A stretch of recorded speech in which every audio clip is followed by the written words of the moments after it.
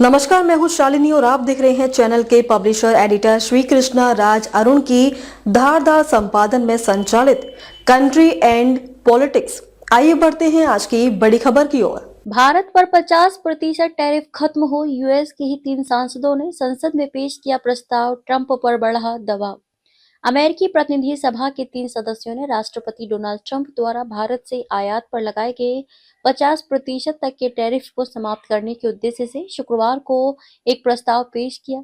सांसदों ने इन उपायों को अवैध बताया और तर्क दिया कि यह अमेरिकी श्रमिकों, उपभोक्ताओं और द्विपक्षीय संबंधों के लिए हानिकारक है। यह प्रस्ताव प्रतिनिधि डेबोरा रॉस, मार्क वेसी और राजा कृष्णमूर्ति द्वारा लाया गया है।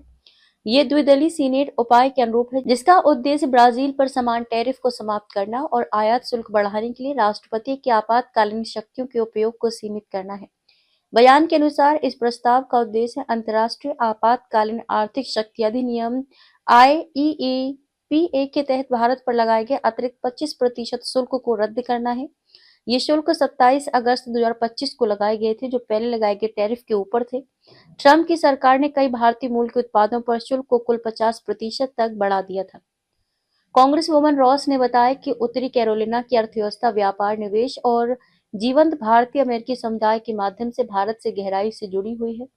उन्होंने कहा कि भारतीय कंपनियों ने राज्य में $1 अरब से अधिक का निवेश किया है, जिससे जीवन विज्ञान और प्रौद्योगिकी जैसे क्षेत्रों में हजारों नौकरियां पैदा हुई हैं, जबकि उत्तरी कैरोलिना के निर्माता सालाना लाखों डॉलर का सामान भारत को निर्यात करते हैं।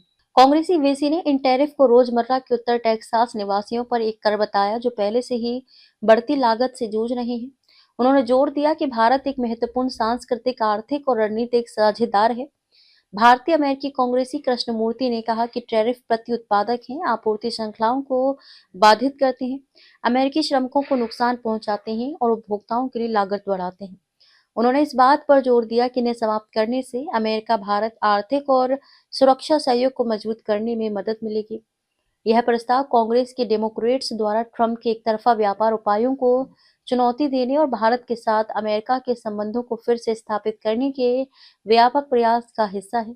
इससे पहले अक्टूबर में रॉस, वेसी और कृष्णमूर्ति ने 19 अन्य सांसदों के साथ मिलकर राष्ट्रपति से अपनी टैरिफ नीतियों को उलटने और भारत के साथ तनावपूर्ण द्विपक्षीय संबंधों को सुधारने का आग्रह किया था।